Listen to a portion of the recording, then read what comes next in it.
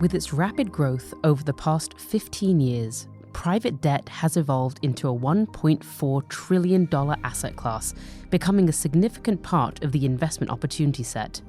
However, the current environment presents unique challenges for this asset class. Investors are wondering how private debt will fare in an environment of slowing growth and lower rates. Why is it becoming an increasingly attractive option for investors despite some negative headlines?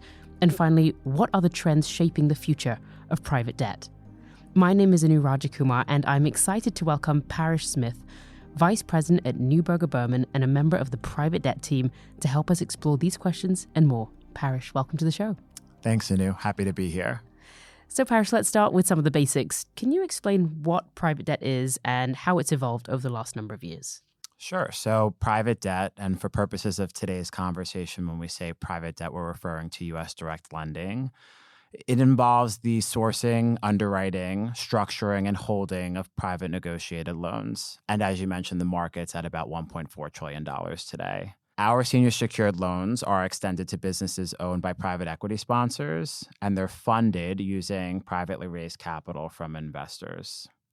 The asset class propelled following the great financial crisis when we saw increased regulation on banks. That led to stricter and tighter lending standards, which left companies and sponsors to explore alternative financing options. Then in 2022, we saw banks drastically reduce their lending practices as they had underwritten a series of loans that became difficult to syndicate due to heightened risk aversion by investors. And so borrowers were in a position where they really had no choice but to turn to the private debt markets for financing, and that acted as a real tailwind for the asset class. Today, we've seen banks resume activity at more normalized levels, but the exciting thing is that private debt actually maintained a meaningful portion of the market share that was captured in 2022. So to put some numbers on that, in the fourth quarter of 2021, private debt held about 35% of the market share compared to 65% that was held by the broadly syndicated loan market. Today, those numbers look more like private debt holding 60% of the market compared to 40% held by the broadly syndicated loan market. And again, that comes as banks are back to normal. Yeah, no, that's great. So you went from 35% market share to about 60% market share, which is a huge shift. And as the asset class has attracted more and more attention, there are some negative headlines that we've seen a little bit more recently. I highlight that a recent allocator raised concern and suggested that we might be heading towards, and I quote, a reckoning moment for private debt, potentially reminiscent of 2008. Parrish, what are your reactions to those sentiments, and how is your team preparing for it? Sure. So we're definitely seeing private debt and private credit in the headlines. Some articles are positive, others are not so positive. And I'd say from our seat, we've noticed the three common themes being discussed are fundraising and capital accumulation. Then there's default and loan underperformance. And then there's a resurgence of and competition with the banks. And so we actually put together a market commentary piece back in August titled Private Debt, Few Facts Behind the Fears. I'd invite all of our listeners to head to nb.com, where we actually take a deep dive into these themes using a ton of data and charts and graphs. But to summarize our views on fundraising and capital accumulation, look, fundraising has definitely been strong. We've seen it slowing this year. But I think if you look on an annual basis at the amount of capital that's been raised on a year-by-year basis, the amount of capital that's been raised isn't quite staggering. And there's also been a lot of private equity capital raised. So today, there's more than 2 times the amount of U.S. private equity dry powder relative to U.S. private debt dry powder. And if you look at the ratio of that private equity buyout dry powder relative to private debt dry powder, it's actually in line with where historic levels have been. So we find that data quite encouraging. On loans and defaults, I'd say that default rates in the U.S. broadly syndicated loan markets remain below forecasted figures for 2024. Default rates in the U.S. private debt market remain well below those of the broadly syndicated loan market. And if you want to take a conservative view and you stack on current U.S. private debt non-accrual rates and U.S. private debt interest modification rates on top of those U.S. private debt default rates, while the numbers are trending up, they're still relatively modest. And then on competition with banks, I mentioned earlier, despite banks resuming their lending practices, private debt still holds a meaningful portion of the market share. And so there we believe that borrowers are continuing to see the benefits that private debt has to offer. And so while there is some skepticism, and some of that skepticism is fair and warranted, we're optimistic about investors being able to continue securing attractive risk-adjusted returns from private debt. So now, when you talk about the banks re-entering and resuming, activities in this space, is it full on as it was before, or is it more reduced, or is that the direction that you think the bank activity is going in? No, I think the banks are definitely back in action, and they're also hungry, right? Yeah. And so they're definitely looking to transact. So again, as we see these figures and that we've been able to maintain a portion of that market share when the bankers are hungry, it's quite encouraging for us. No, absolutely. With that said, you said that you're still quite optimistic about the market, the opportunities ahead. What are some of the key aspects that make private debt attractive? Yeah, so I think to that question, you have to think of it through two lenses. So first, there's the investor, and then there's the borrower. So let's start with the investor. For investors, private debt has historically offered less volatility when compared to other asset classes. And then within credit, it's offered low default and loss rates. That's really attractive for investors. There's the consistent cash flows that the asset class kicks off. And so returns for us are driven primarily by contractual cash coupon payments, which provide investors with cash flow certainty. And then there's where we sit within a company's capital structure. So our senior secured loans place us at the very top of the capital structure. That ensures priority in event of a bankruptcy and places us senior in right of payment. This is really important when an investor comes to you seeking capital preservation. And then on the borrower side, it's helpful here to make comparisons with the broadly syndicated loan market. While private debt may be more expensive, we're not going to deny that. We do think that borrowers see the benefits it offers and are willing to pay a premium to secure those benefits. So those benefits include speed of execution. Deals can be completed quite quickly, sometimes in as little as 2 weeks. There's a simplicity aspect. So with private debt, there's a one-step process, generally with a few lenders, unlike the complex two-step process you see with the banks, which could involve many investors. And so there, within the broadly syndicated loan market, first the borrower negotiates the debt with the bank, and then the bank has to go out and syndicate the debt. There's price certainty. And so within the broadly syndicated loan market, pricing can change between negotiation and syndication in that two-step process I just described. We saw that happen in 2022. And then there's a flexibility aspect. So you can structure the debt within private debt to meet the specific needs of a business. So let's say you have a borrower that is looking for capital but doesn't need all of that capital up front. Private debt can structure the credit with financing options such as a delayed draw term loan to accommodate the capital need that may not require full funding up front. Great, terrific. So we talked about senior secured loans, kind of where that you're at the top of the capital structure. Then on the borrower side, speed of execution, lack of complexity, price certainty, etc. All very helpful.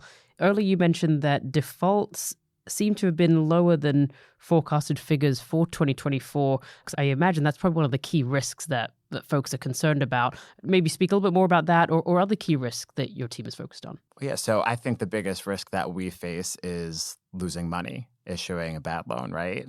And I'd say one of the most important, if not the most important key performance indicator for us as managers is our default and loss rate. And so to that, I'd say that risk management really starts at the beginning of the underwriting process. It's extremely important for managers to maintain a disciplined and selective approach when deploying capital. And it's also important to remember that external factors can lead to business challenges as well. And so it can be something completely out of the business's control, out of the manager's control, let's say a recession. You have a potential global pandemic. We weren't expecting that in 2020, or some sort of geopolitical conflict. And these types of circumstances may lead a business to struggle unexpectedly. And so to that, we say you want to construct a portfolio where, even in the face of an unforeseen challenge, the cash flows of the business that you lend to can withstand the impacts of the challenge, ensuring that your portfolio company can continue to meet their cash coupon payment and on time. Yeah, absolutely. Parrish, you mentioned recession risks. Obviously the global economy is starting to slow. And beyond that, interest rates have been a factor driving private debt returns. So as rates start to come down, how do you see all of this affecting private debt performance? Sure. So why don't I spend some time talking about what we're seeing from a terms perspective, and then I can dive in on how we think about rate cuts. Sure. Thank you. As a private debt manager, we are focused on capital preservation and current income. We're not focused on capital appreciation. Our job is to ensure that we get our investors their coupons and return their principal at the end of the day. And so I mentioned earlier, returns are driven primarily by contractual cash coupon payments. Those cash coupon payments are made by borrowers and then in turn distributed to investors. And they consist of a floating base rate and a fixed spread. So that floating base rate fluctuates relative to benchmark interest rates, and then the fixed spread is agreed to during the negotiation and is paid on top of that base rate. Today, as it relates to terms, compared to 2021, we're seeing higher base rates. Benchmark interest rates are at some of the highest levels we've seen in almost 2 decades. Spreads are relatively in the same vicinity that they were 3 years ago. I will note we have seen some tightening from peak levels reached on the back end of 2022 into 2023. This dynamic came into play when banks reduced their lending practices. And so not too surprised to see that tightening, given that the banks are now back in the pictures and borrowers have options when it comes to financing. And on the point of, interest rates and where things are going, I feel like that right now is front of mind for many folks. Look, everyone knows the Fed cut rates last month by 50 basis points. We're starting to see a lot of questions as it relates to how this could impact what we do. I will preface this by saying we are creditors, not economists, so I am not here to predict the fluctuation of interest rates. But on the topic of rate cuts, lower benchmark interest rates does translate to lower returns for our investors. It's the reality of it. And that's the first thing that comes to mind for many. I think the thing that we should be talking about is that higher base rates are actually a double-edged sword. So while investors are achieving higher returns, it comes at the cost of stress put on the portfolio companies that we lend to. And so while lower rates does equal lower returns, the reduction of obligations to cover interest can actually lead to an improvement in interest coverage ratios for private debt portfolios, which we view as a positive. And by the way, as we progress into what we can call a more normalized environment, we think that basing our assumptions on where we see the rate curve today, private debt will continue to deliver attractive risk-adjusted returns for investors and at a premium to those of the broadly syndicated loan market. I think one of the things that we need to remember is that private debt has seen a lower rate environment before. It's performed well in zero interest rate environments. It continues to perform well in elevated interest rate environments. And so that's why we really see it as an all-weather asset class that shows resilience across varying economic climates. And we think that that resiliency plays a really important role in a diversified investor portfolio. Yeah, absolutely. It's a good reminder that lower rates in this situation can actually enhance the deal flow. As companies, as you kind of alluded to, they can be encouraged to borrow at lower rates. That could help the overall market. So helpful to hear that perspective. Parrish, so looking ahead, curious to hear your thoughts. What trends do you see defining the future of private debt? What's in store looking ahead? Yeah, sure. So we think there's a lot of excitement ahead for private debt. As creditors, we tend to think less about what can go right and more about what can go wrong. And so while we're optimistic about private debt, we do remain focused on potential risks. We are completely cognizant of the fact that increased pressures on portfolio companies due to higher costs of capital is real. We are completely aware of the fact that the possibility of higher default rates and non-accrual rates is a concern and continues to be a big focus across our industry. And we acknowledge that there is always going to be a possibility of unforeseen events, and we can't guess tomorrow. And so I think to all of those facts, it really underpins the importance of thoughtfulness by managers when it comes to credit selection and investing. As it relates to the positive aspects, we think there's a lot of opportunity out there for capital deployment. I have 2 points I hit on earlier. There's the amount of dry powder within the private equity space. And we think that that's exciting as private equity sponsors seek to deploy that capital. They're going to need financing for their transactions. There's also the market share that we've captured from the broader lending space. And so I would expect that continues to help us perform well. There are some challenges going on right now within the private equity space, right? So we're hearing a lot about DPI issues. Distribution volumes are down. LPs want distributions. GPs also have fixed terms as it relates to the life of their funds. And so there's definitely a need and a desire to transact. And we think that this could act as yet another tailwind for private debt. And then a point that I didn't touch on earlier is actually the prevalence of private companies relative to public companies in the United States. And so 85 to 90% of U.S. companies with over $100 million in revenue are private. And these companies are staying private for longer. And they're likely going to require financing for strategic initiatives. And so we think that there's going to be a lot of opportunity as we progress. Yeah, that makes a lot of sense. It's an interesting change from years ago where that was always the goal for companies to IPO. And now that we're seeing that sometimes not always be the eventual outcome. What about on the fundraising side? Any comments on that? Sure. So I mentioned earlier fundraising has slowed this year. I think that part of that can actually be attributed to the distribution issue I touched on earlier within the private equity and private market space. And so investors have less liquidity to work with, which puts them in a position where they're not able to commit to future funds. But from what we're seeing, a lot of investors are in the early stages of establishing their private debt allocations and exposure. There are a lot of investors out there that are increasing their private debt allocations, and I'll actually go and say increasing their private credit allocations. So the conversation has now been focused more on building out a diversified private credit portfolio, which extends beyond private debt and direct lending. So think distressed strategies, mezzanine strategies, specialty finance strategies. And so we're seeing a lot of questions come in on how do I build out that portfolio. And it's been really interesting for us at Neuberger to work with our partners who run these strategies as clients are coming to us seeking, this broader solution platform. Yeah, alternative sources of income across the spectrum. Yeah, correct, absolutely. Correct. Yeah. And then I think another exciting thing just happening across the industry is evergreen funds, right? And so we're seeing a lot more evergreen funds becoming the norm, if you will. They're enhancing the investor experience, allowing them to potentially further compound returns over time. It avoids the at times painful manager underwriting process that takes place every few years. I'm sure allocators are thrilled that they can put that behind them should they choose to allocate to an evergreen fund. And then depending on the terms of the fund structure, it offers liquidity and redemption features, which I know investors find quite attractive. And so with that flexibility, investors can be more thoughtful as it relates to allocating to alternative strategies. Yeah, that's a huge trend that we're seeing in private markets, the emergence of these evergreen funds, which is exciting. Parrish, as we wrap up here, any final thoughts? Final thoughts that's a tough question. I could keep you here for a few hours if you we really only have a few minutes. So. No, to wrap up, I'd say, look, we're reading the headlines. We think some are fair. We think that some may be louder than necessary.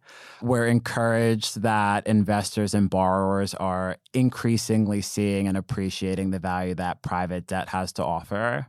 We think that maintaining a disciplined and selective approach is key when managing a strategy where capital preservation is paramount. Private debt has performed well in various interest rate environments, and we think that the opportunity for attractive risk-adjusted returns, regardless of where interest rates stand, will still exist. And lastly, we see a lot of growth and runway for private debt, and we're really excited to see where things go from here. Great. Well, it's an exciting time to be in the asset class. Parrish, before you go, I have to ask you a quick bonus question. You've lived in New York City for many years. When you have a friend visiting the city, I'm just curious, what's your go-to spot? Where do you like to take friends when they're here to see the sights and the sounds of Manhattan? Yeah, so I'm fortunate to live down in the West Village. So whenever I have friends visiting, it usually always involves some sort of restaurant. It's usually me dragging them to a restaurant that I've been dying to try. And then I actually, It's getting a little bit chillier now, but during the summer months, I really enjoy spending time on the West Side Highway. So those are kind of the two things I like to pick. Do you have a favorite restaurant or bar that you particularly like? Depends on the day of the week. Right now, Barbudo has been a favorite. All right. I'll put that on my list. Excellent. Well, Parrish, we hit on a lot of really critical topics today. I appreciate your overview on the asset class, the evolution of private debt, and particularly the notes about the growth of the asset class post-2008, further in 2022 as banks reduce lending activities. We discussed current macro environment. You highlighted that, despite concerns, you're quite optimistic about those attractive risk-adjusted returns that you believe private debt can generate going forward, and that you still think the asset class can perform in a lower interest rate environment going forward. And interesting, like your comments on the outlook and the opportunities for capital deployment due to you talked about private equity dry powder, continued need for financing by private companies, which is still a staggering amount of companies that are staying private. And lastly, I just do want to mention that the team did write a paper which you mentioned earlier on. It's called Private Debt: Few Facts Behind the Fears. And so I hope listeners will go ahead and listen to that. So with that recap, I'd like to thank you again for being here and look forward to seeing you again on the show. Thanks for having me, Anu. And to our listeners, if you've enjoyed what you've heard today on Disruptive Forces, you can subscribe to the show from wherever you listen to your podcasts, or you can visit our website, www.nb.com/disruptiveforces, for previous episodes, as well as more information about our firm and offerings. This podcast contains general market commentary, general investment education, and general information about Neuberger Berman. It is for informational purposes only, and nothing herein constitutes investment, legal, accounting, or tax advice, or a recommendation to buy, sell, or hold a security. This communication is not directed at any investor or category of investors, and should not be regarded as investment advice or a suggestion to engage in or refrain from any investment-related course of action. All information is current as of the date of recording, and is subject to change without notice. Any views or opinions expressed may not reflect those of the firm as a whole. This material may include estimates, outlooks, projections, and other forward-looking statements. Due to a variety of factors, actual events or market behavior may differ significantly from any views expressed. Please refer to the disclosures contained in the episode notes and episode details, which are an important part of this communication. Investing entails risks, including the possible loss of principal. Past performance is no guarantee of future results.